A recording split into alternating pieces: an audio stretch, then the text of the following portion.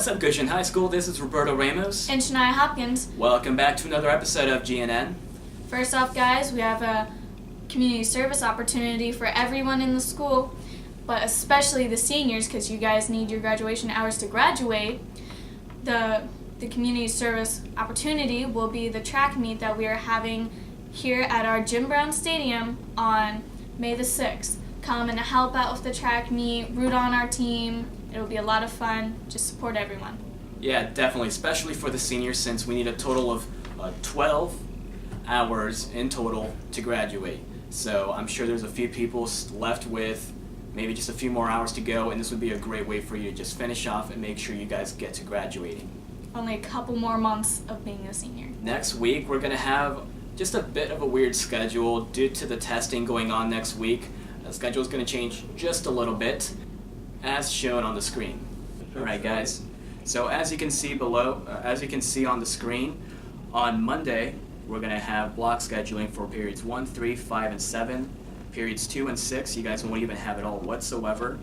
And for the rest of the week, the schedule is shown on screen for you guys. So if you can pause it so you guys can take a look at it, go ahead and do so, and just screenshot it so you guys can see when you will have your classes. And of course, fifth bell will stay the same all around. Friday will be the same as Monday. So that is scheduling for next week. Make sure you guys get to class. As always, that's expected from you guys. And just make sure you get to the right class at the right time. Also, don't forget, everybody, that April is Autism Awareness Month. So just be very considerate and nice to everyone around you, and it'll be a great month. Yeah, and also in the month of April, it is School Library Month as well. So this is fun fact, actually. This is being filmed in the library, so come check us out someday. We're open in the lunchroom as well. So. Hello, Goshen High School. My name is Melanie Jenkins, and I will be bringing you the weather for this week.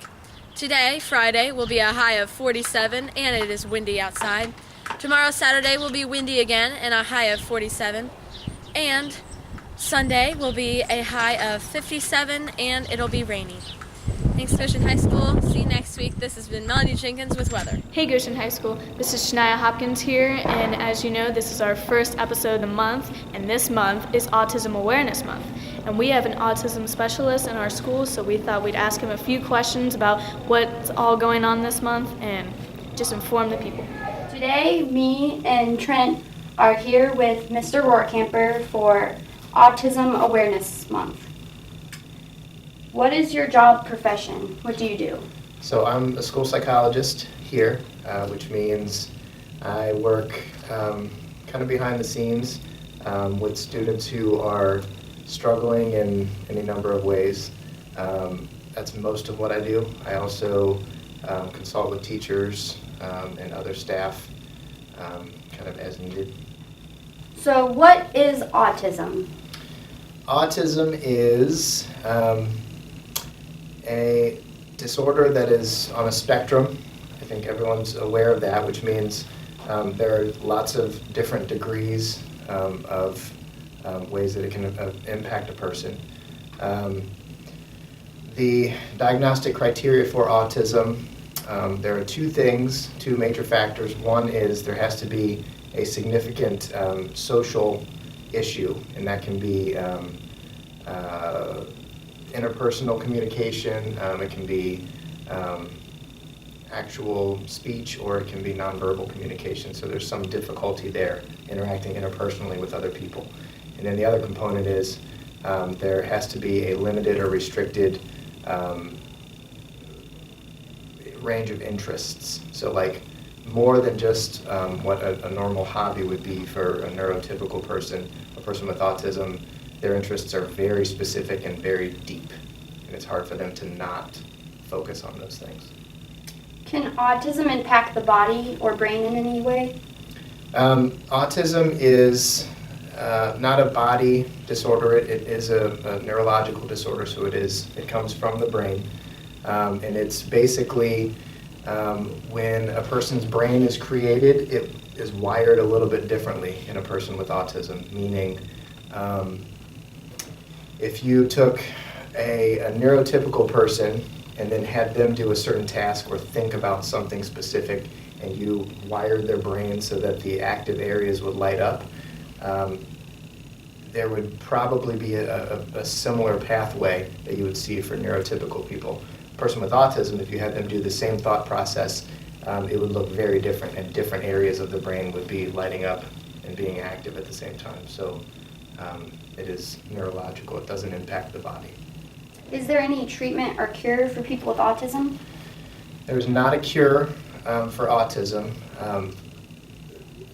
Nobody really knows where autism comes from, if it's something that is brought on by some life event, or there are some people who think that like immunizations as children have something to do with autism, but as far as I know, there's no scientific support for that.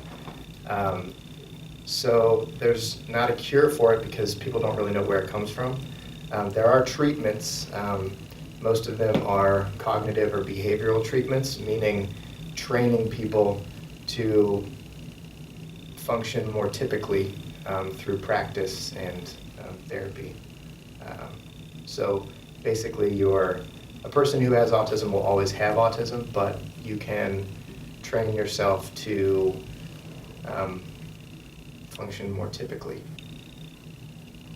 Are there any special classes or courses people with autism can take? Yes. There are entire schools that are designed just to help people with autism. And it all depends on the severity of the autism that that particular person has. We mentioned before that it is a spectrum disorder, meaning there are people who just barely fall on the spectrum, and those people might blend in very well with neurotypical people, and you might not even know. Then on the opposite end of the spectrum, there are people who are severely impacted, and they have a hard time communicating at all. Some people are nonverbal who are severely impacted with autism, and they would not be able to function on their own. So there are specific paths of education and training that these particular people can take. How common is autism?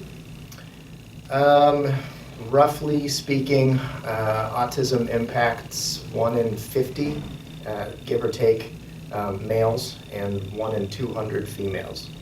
Those are the most recent statistics that I've seen, meaning, interestingly enough, nobody's really sure why, but it's 4 times more likely to happen to a male than it is a female.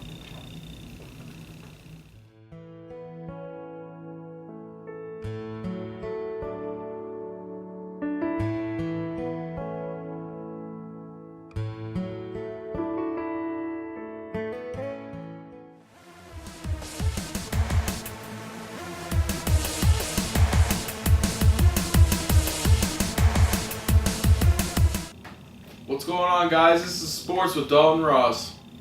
Today on the list for baseball, we got a game at Wilmington. Good luck there, hit some dingers, and get a win for the Warriors. Also, varsity softball will be playing at Williamsburg, so get it out there, Lady Warriors, and get that W. On April 9th, Saturday, after ACT testing, the softball team will be facing the Blanchester Wildcats, so go and please destroy our rivals, ladies. Please. That's been Sports with Dalton Ross. I'll see you next time.